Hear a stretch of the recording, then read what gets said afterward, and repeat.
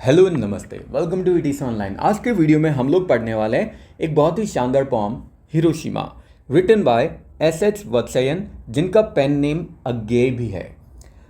हम लोग इससे पहले कि पोम के बारे में कुछ जाने, हम लोग जान लेते हैं पोइट के बारे में, ऑथर के बारे में जान लेते हैं। जो ऑथर है उनका जन्म हुआ था खुशीनगर यूपी में 1911 में, इनका जन्म हुआ था 1987 में इनकी डेथ हुई थी। ये एक मॉडर्न हिंदी राइटर है। देखिए ये इंपॉर्टेंट है, ये एक हिंदी राइटर है। तो फिर इंग्लिश में क्या कंट्रीब्यूशन है? इंग्लिश में इनका कंट्रीब्यूशन कुछ भी नहीं है, क्योंकि ये जो पोम है हिरोशिमा, ये पूरी तरह से रियलिटी पे बेस्ड है और ह्यूमन इंटरफियरेंस पे बेस्ड है, जो कि उन्होंने नेचर को डोमिनेट करके किया था। इसलिए पोम इतनी ज़्यादा फेमस हो जाती है कि इसका इंग्लिश में ट्रांसलेशन किया था। इनको साहित्य अकेडमी अवार्ड 1964 में मिला था, जनपीत अवार्ड 1978 में। साथ ही साथ इन्हें गॉर्डन रेथ अवार्ड भी मिल चुका है। ये एक नॉवलिस्ट, पोइट, क्रिटिक और जर्नलिस्ट भी थे। साथ ही साथ एक आर्मी पर्सन भी थे, इसलिए इन्हें वॉर के बारे में भी बहुत ही नॉलेज है। इन्होंने वॉर में भी पार्टिसिपेट किया था। ये तो हो गया अबाउट द ऑथर। अब हम लोग स्टार्ट करते हैं पोम का line by line explanation intro के बाद।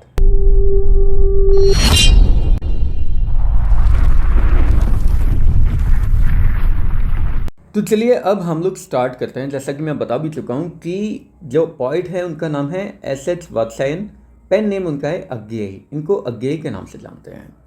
On this day the sun appeared. इस दिन, किस दिन? जिस दिन, जैसा कि हमें पता है हिरोशिमा और नागासाकी में एक एटम बॉम्ब ड्रॉप किया गया था और उससे जो तबाही हुई थी वो तो सब लोग जानते हैं। तो ऑन दिस डे यानी उस दिन जिस दिन बॉम्ब गिराया गया था, ऑन दिस डे, उस दिन क्या हुआ था? The sun appeared.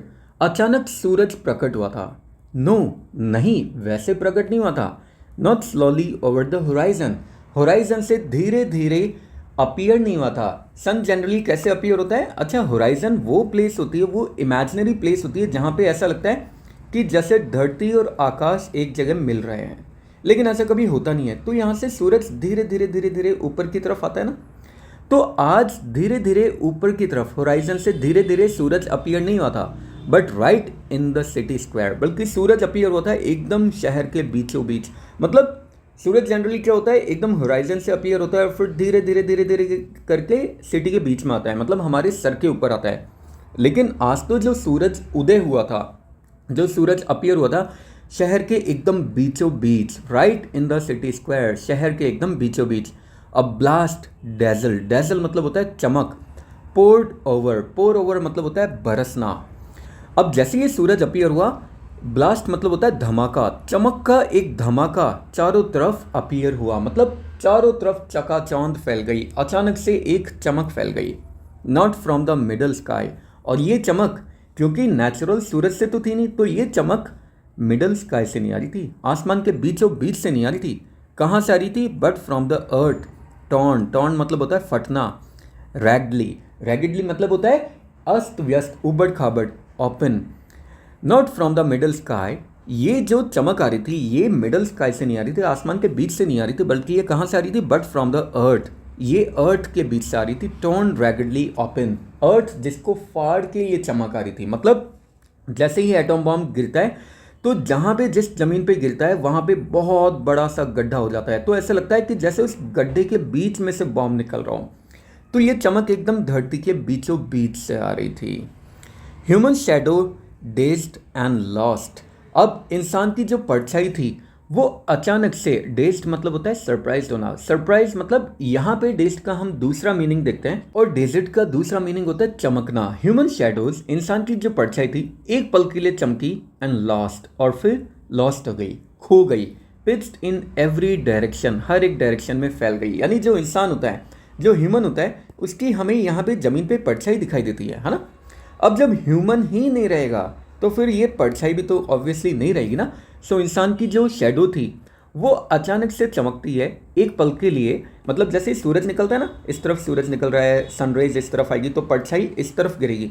तो यहाँ पे अचानक से परछाई आती है और एक पल में ही लॉस्ट हो जाती है, पिच्ड इन एवरी डायरेक्शन। और ये जो सीन था ये हर एक डायरेक्शन में चल रहा था कि इंसान की परछाई एक पल के लिए अपीयर हुई, क्योंकि इस तरफ से आर्टिफिशियल सन निकला था, मतलब चमक निकली थी। इंसान की परछाई एक पल के लिए यहाँ पे अपीयर हुई और फिर इंसान लॉस्ट तो परछाई भी lost. This blaze not risen from the east. ये जो ब्लेज है, ये जो चमक है, ये ईस्ट की तरफ से नहीं आई थी। सन जनरली कहाँ से निकलता है? ईस्ट की तरफ से निकलता है। सो ये जो ब्लेज थी, ये जो चमक थी, ये आज नेचुरल सन की नहीं थी जो कि ईस्ट से निकलता है, smashed in the cities heart, बल्कि ये चमक कहाँ आई थी? शहर के एकदम बीचों बीच से आई थी, मतलब शहर के एकदम दिल से आई थी, सेंटर से आई थी। एन इमेंस व्हील, इमेंस मतलब होता बहुत बड़ा, व्हील मतलब पहिया, और ये जो चमक थी बिल्कुल ऐसा लग रहा था एन इमेंस व्हील, जैसे ये बहुत बड़ा पहिया हो। किसका पहिया हो? ऑफ डेथ, मौत का बहुत बड़ा पहिया हो। स्वार्ड संकार, संकार सूरज की कार को बोला गया है, सूरज की कार को, सूरज के रथ को। और स्वार्ड मतलब होता है एकदम कालिख लगी हुई, काला हो जाना।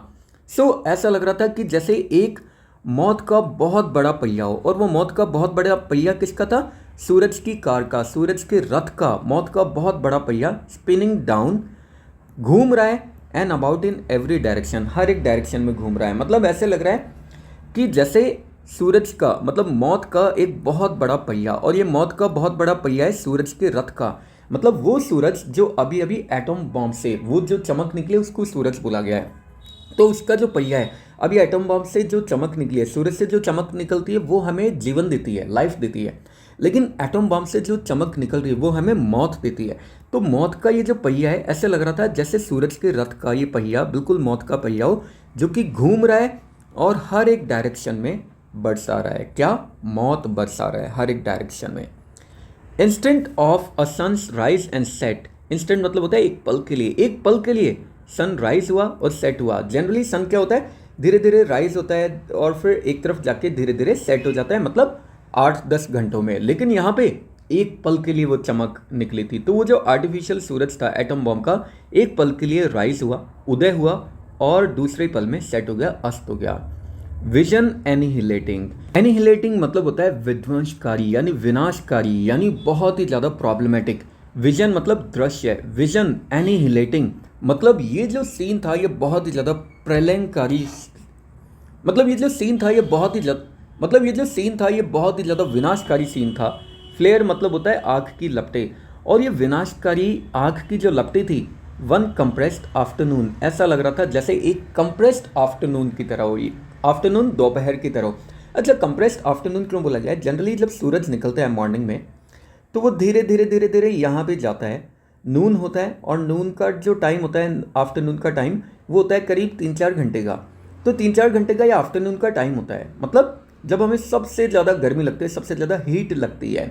लेकिन अभी जो सूरज निकला है उससे भी एक दोपहर हुई है, बहुत गर्मी लगी है, लेकिन वो कंप्रेस्ड आफ्टरनून थी, यानी वो कंप्रेस थी, वो आफ्टरनून दबी हुई आफ्टरनून थी। एक पल के लिए वो दोपहर हुई थी, एक पल की दोपहर, क्योंकि दोपहर में बहुत ज़्यादा गर्मी लगती है। और यहाँ से ये जो विनाशकारी लपटें निकली थी, फ्लेयर मतलब लपटें, आग की लपटें, जो विनाशकारी लपटें निकली थी, उसने एक कंप्रेस्ड आफ्टरनून का हमें एहसास करवाया। एंड देन, और फिर क्या?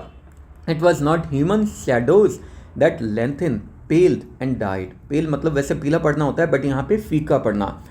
ये ह्यूमन की शैडोज नहीं थी, ह्यूमन की परछाई नहीं थी, जो पहले लंबी होती है, फिर फीकी पड़ती है, और फिर खत्म हो जाती है। अब ह्यूमन क्या होता है? यहाँ पे ह्यूमन है ना, कोई इंसान। सूरज इधर से निकल रहा है, तो यहाँ पे जैसे सनरेज पड़ रही है, तो इधर इंसान की परछाई थोड़ी लंबी दिखाई देती है। जब सूरज यहाँ पे आता है ना, तो इंसान की परछाई एकदम सेंटर में दिखाई देती है, एकदम डार्क। और जैसे ही सूरज इस तरफ जा रहा होता है, इवनिंग में डूब रहा होता है, तो इंसान की परछाई इस तरफ थोड़ी लंबी होती है, लेकिन थोड़ी धुंधली होने लग जाती है, और फिर रात में परछाई एकदम गायब भी हो जाती है। तो इस बार ह्यूमन शैडोज नहीं थी, इंसान की परछाई नहीं थी, जो पहले थोड़ी लंबी होती है, पेल्ड, और फिर थोड़ी फीकी पड़ती है, एंड डाइड, और मर जाती है। इनफैक्ट इस बार परछाई नहीं थी, इट वॉज मैन, इस बार इंसान ही था। सडनली बिकम एज मिस्ट, जो अचानक से धुआं बन गया। मिस्ट मतलब धुंध, धुंध बन गया और चला गया। इस बार इंसान की परछाई नहीं थी, जो वक्त के साथ साथ धीरे धीरे खत्म हो जाती है। इस बार इंसान ही था जो एकदम से धुआं बन गया, धुंध बन गया। द शैडोज स्टे, अब यहाँ पे शैडो के दो मीनिंग है। एक तो परछाई है ना, शैडो का मीनिंग जो परछाई होता है। दूसरा यहाँ पे शैडो किसको बोला गया? इंसान के किए गए जो कर्म है, यानी हमारे जो निशान है, जो छाप हमारी है, उसको शैडो बोला गया है। तो इंसान तो उड़ गया धुआं बन के, लेकिन इंसान की ये जो शैडो है, ये जो परछाई है, उसके पीछे किए गए ये जो कांड है वो अभी तक बचे हुए हैं, बर्न्ड ऑन रॉक्स। और ये इंसान की ये जो परछाई है, मतलब ये जो इंसान ने जो कुछ तबाही फैलाई है, ये हमें कहाँ पे दिखाई देते हैं? बर्न्ड ऑन रॉक्स, रॉक्स पे, पत्थरों पे जले हुए, यानी पत्थर जले हुए हमें दिखाई देते हैं।